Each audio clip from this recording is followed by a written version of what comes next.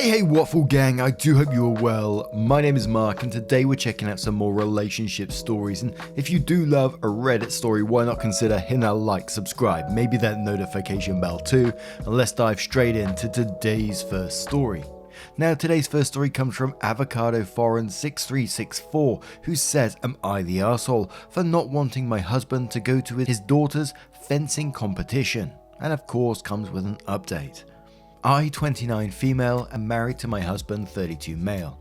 He has a daughter from a previous relationship, 12 female, who takes part in competitive fencing.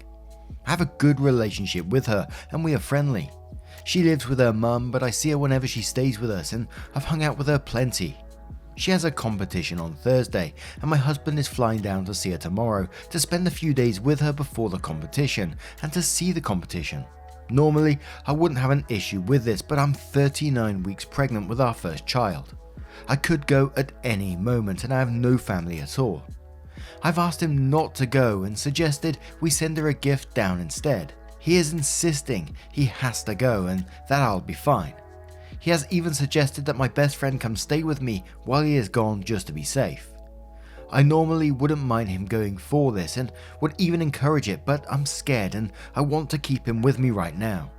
He feels she will be too upset if he misses it and he has to work hard to keep his relationship with her, given the fact that he's separated from her mother and having a kid with me. I feel awful for even asking him not to go and incredibly selfish, as yes, his daughter is important and I never want to get in the way of their relationship, but I'm just terrified of going into labor when he's not there. He has made it clear that he's going no matter what and is implying I'm being unreasonable to ask him to do otherwise. I don't know, perhaps I'm being selfish. Edit. Information that has come up in the comments that should have been in the post. Part of the reason I'm so scared is that I'm unlikely to last the week. I've been having a hard time with a pregnancy and I'm classed as high risk due to being diabetic. He is also flying out tomorrow and returning Friday evening. Edit 2. Also, yes, for those wondering, I'm set to be induced due to being diabetic. It's going to happen on Saturday, which is why he's coming back on Friday, but I don't think I'll last that long. And we'll start off with actually a cat who says, obviously not the arsehole. He is literally putting your life in danger if something goes wrong, not to mention it's a selfish move on his part. This is not something routine, you need support. As for advice, I would suggest getting a doctor or midwife to explain to him in clear terms.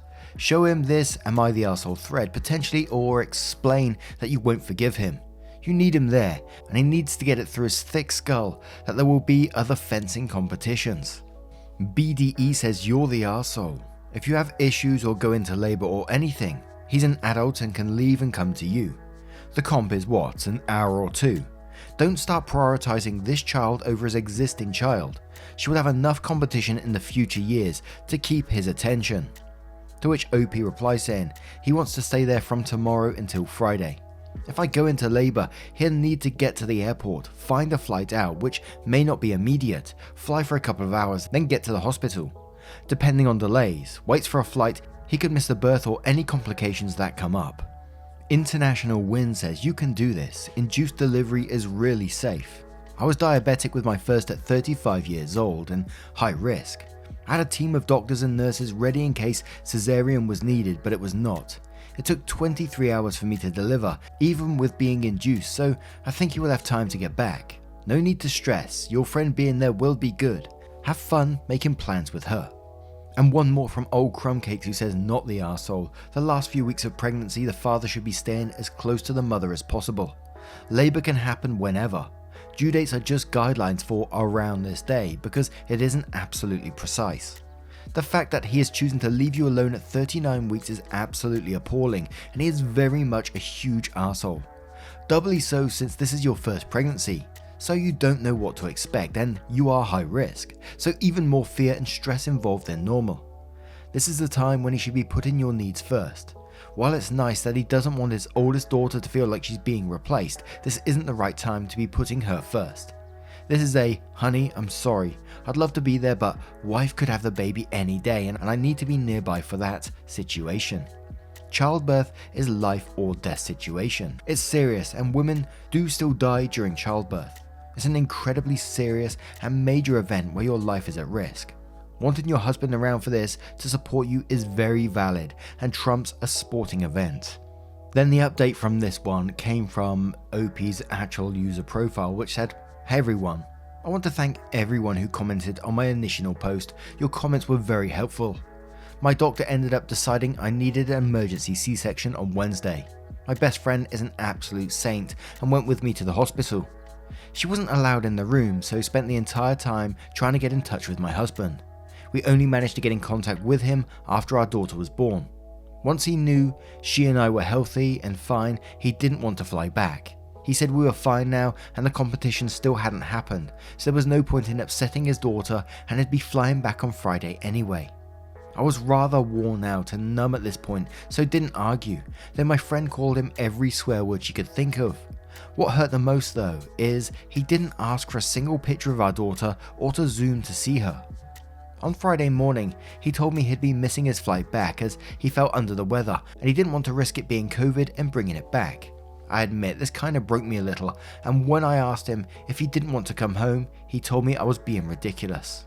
At this point, I had enough and told him to come back whenever he felt like it, but I'd be staying with my friend with the baby when I get out of hospital, as I needed to think about some things.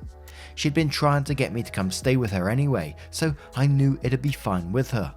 He simply told me that was fine and to come back when I'd stopped my hissy fit. I'm done. Not once has he asked to see our daughter or even shown concern for either of us following the emergency C-section. I grew up in care. A mother alone is better than no one, and I know that firsthand. I'm not going to try and make things work just for her sake. My best friend and her parents are currently at my home getting all my things and the baby things to move them to my friend's home. I've also decided on the baby's name. I wanted to name her Violet initially after my best friend, Vi. My husband shot that name down immediately when we knew I was having a girl, as he felt it was an old lady's name, but honestly, I couldn't have done any of this without her. So yeah, that's where I am right now, in a whole lot of pain emotionally and physically, but I have my little girl in my arms. I'll likely be talking to some lawyers soon to ask what to do going forward. Thank you again everyone. You've all helped a great deal. Now, what do you guys make of this one? I'd love to know your thoughts in the comments below, and let's move on to another story. Now, our next story comes from Bethany Sinnett017, who says, "Am I the asshole for embarrassing him and ruining dinner at his family's house? I will get right to the chase. 24 female and I'm a germaphobe. I've been seeing Will for 8 months and we were just invited to his parents' house for a family dinner. This was my first time meeting them. When we got there, dinner was still being prepped by the mum and 2 sisters, in their 30s. All throughout dinner, all 3 of them were taking food from the counter, reaching down and feeding the dogs out of their hands and continuing to use their bare hands to prep the food without washing the obvious dog slobber from their palms and fingers.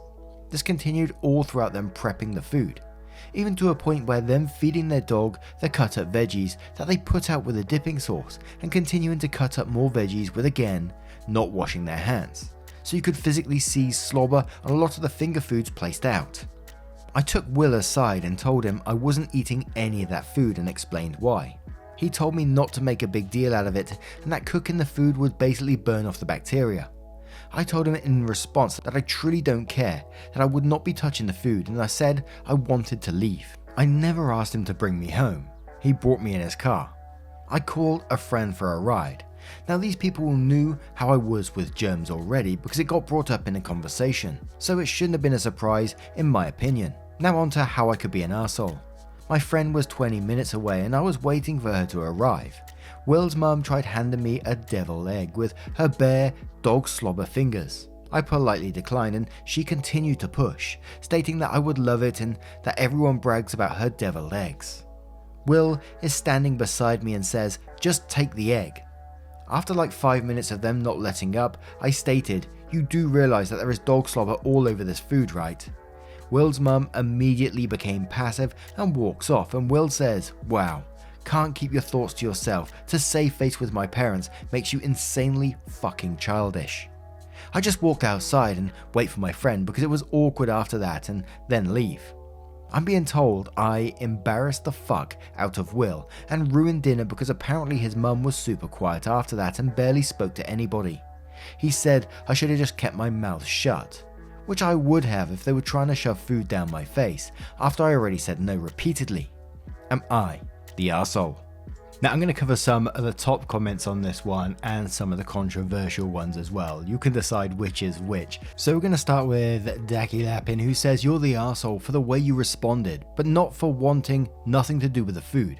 You could have said you didn't feel comfortable eating food prepared with dogs in the kitchen, or otherwise phrase it to get the same point about hygiene across without blowing a gasket. I totally believe they were feeding the dogs and not washing their hands.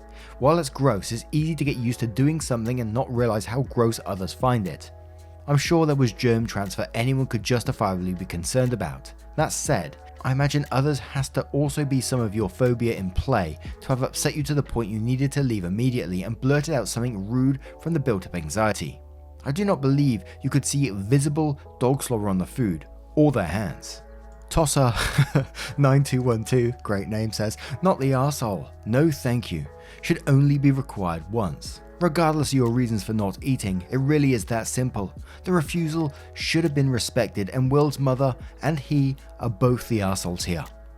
Juju King says, I have a dog. I never feed her during prep, only after. I wash my hands every time I touch her during prep, if she wants a pet or something. And I'm not a germaphobe at all. It's basic hygiene. She offered, you said no, she pushed, you countered. Not the arsehole. Deep Direction says not the arsehole, and disgusting food aside, they refuse to take no for an answer, repeatedly, which is bad enough for one person doing it, but then your boyfriend ganged up on you and both of them continue to try to force you to take something you didn't want. No is a complete sentence no matter how many times the same question is asked. Astro Boy Blue says, of course not the arsehole, but you definitely aren't great at keeping the peace.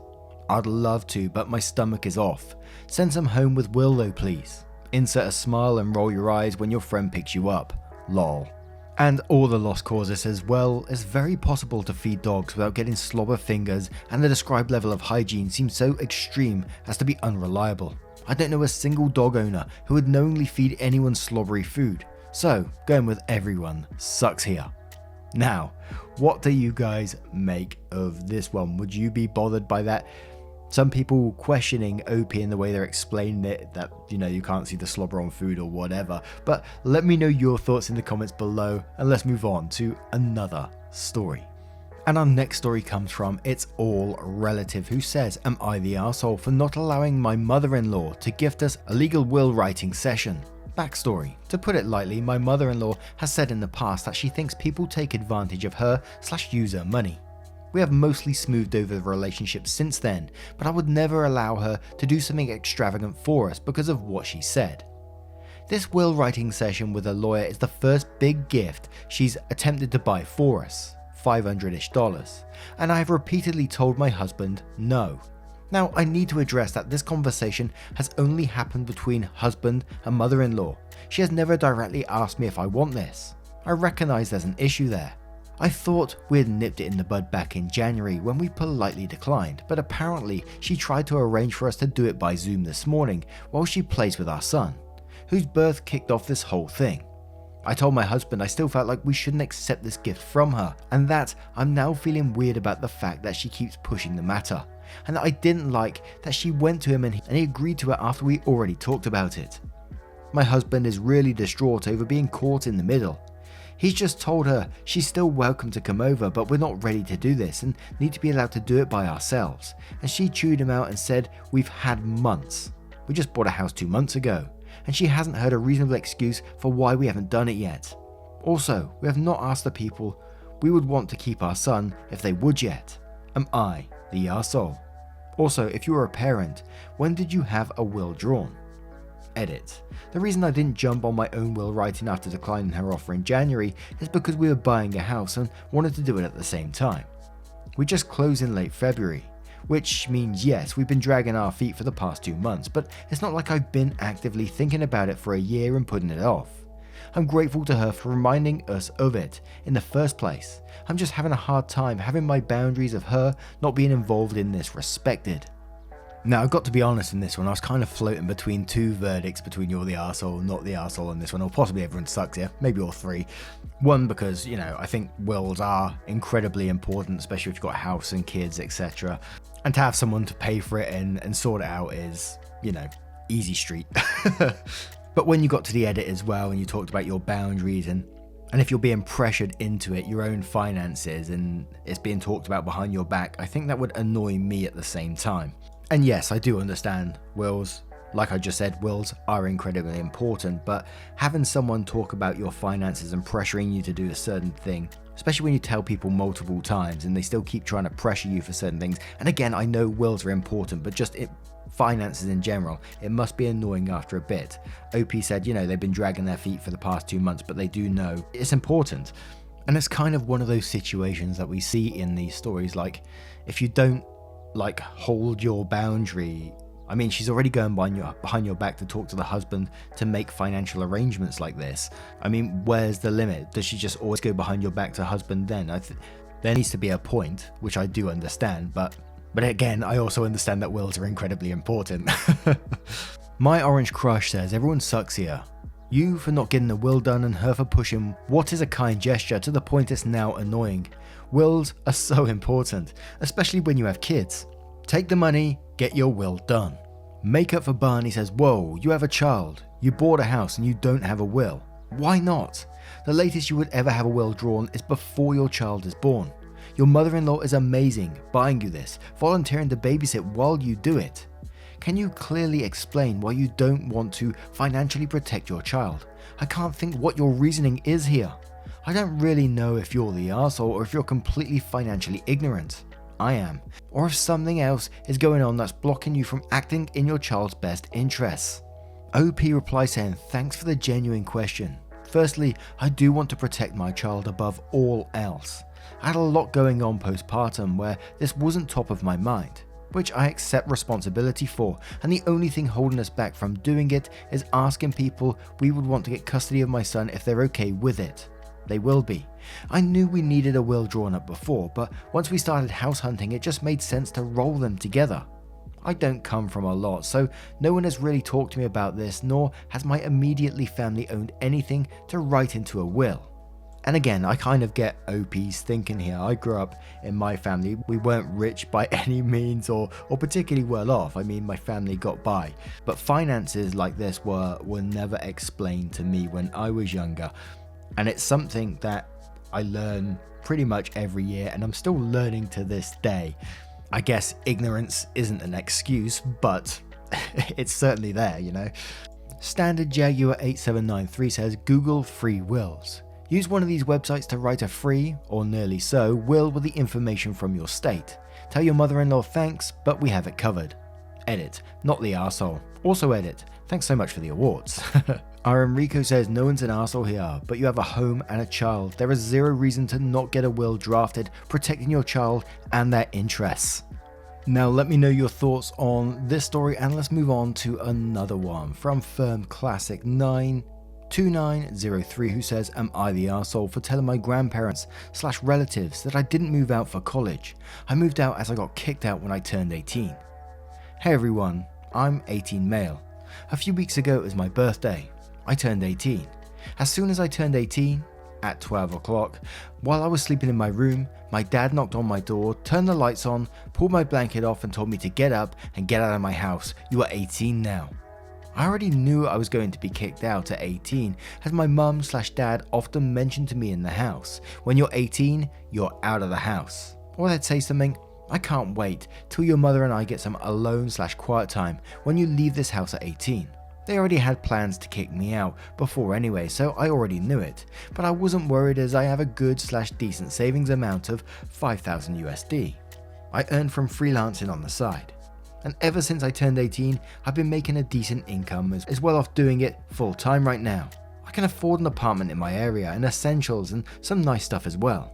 So the day I got kicked out, I packed all my stuff in a suitcase. I left. I slept the night at my best friend's house. Woke up on the same day. I arranged an apartment through a landlord I know personally. Now I have my own apartment and I'm living by myself. Today I had a group FaceTime call where my grandparents, aunt, uncle, mum, dad, etc. were all in the FaceTime call. My grandpa asked, "So, your name? Your father told me that you moved out, right, to attend college. Which college are you attending?" I told my grandpa, "No, grandpa, I didn't move out to attend college. I moved out because I was kicked out." My grandpa's face immediately turned from a happy, smiling face to an angry, shocked face, and he basically went off on my mum and dad. Man said cuss words I've never heard of before. Lol, he scolded my parents for like 2 hours live on FaceTime with all of our relatives on the group FaceTime call. After the group FaceTime ended, my mum and dad gave me a call personally and they were pissed. They said, "Never before has your grandpa insulted us. Today he did because of you. Arsehole, cuss word, and some more cuss words, and they finally end the call. So am I the arsehole for telling my grandparents that I got kicked out?" Now, you're never going to be the arsehole in this situation to me because you simply told the truth of what happened. I mean, who does that to their kids? Like, they just literally turned 18 that minute and you decide to kick them out of the house right there and then. That's some strange ass behavior. But Cry Original says, "Not the arsehole. Who does this to their own child on their 18th birthday? They lied because they knew how their actions would look to others. If they were embarrassed, then they only have themselves to blame. I'm glad you told your grandparents the truth, and I'm so sorry that your 18th was so rubbish. Hopefully you can celebrate your birthday as well as leaving your parents behind with your friends soon. That's if you haven't already." Zero Jinxie says, "Not the arsehole. Your parents sound horrible and abusive. I'm sorry you had to go through that." Pigs is Equal says, "Let's see, you told the truth and your parents think the very natural consequences they had to endure is your fault. Sounds like you might be the only mature one in your family of 3. Not the arsehole, and an extra blown kiss to your badass grandpa." And one more from Puzzle Headed Tap who says, "Not the arsehole. Your parents are awful, abusive people and reaping what they sowed. It's a shame that your extended family didn't know this until now." And just a random question, isn't it in a lot of places illegal to kick someone out? Don't you have to give them like 30 days notice or something like that? I'm pretty sure there's a notice period in the UK, but what do you guys make of this one? Let me know your thoughts in the comments below. And as always, a huge thank you for spending your time with me today. As always, your love, time and support always means the world to me, this channel, and everything we do. It keeps me going every single day, so thank you so much, and I will see you in the next one. Take care, guys. Much love. Wake up, get up, stretch my legs, eat some breakfast, milk and eggs, brush my teeth up, wash my face, throw my clothes on, start my day. Wake up, I can smell the smoke from the bacon. Let's go, see the sun shining from the windows. Okay, I know that today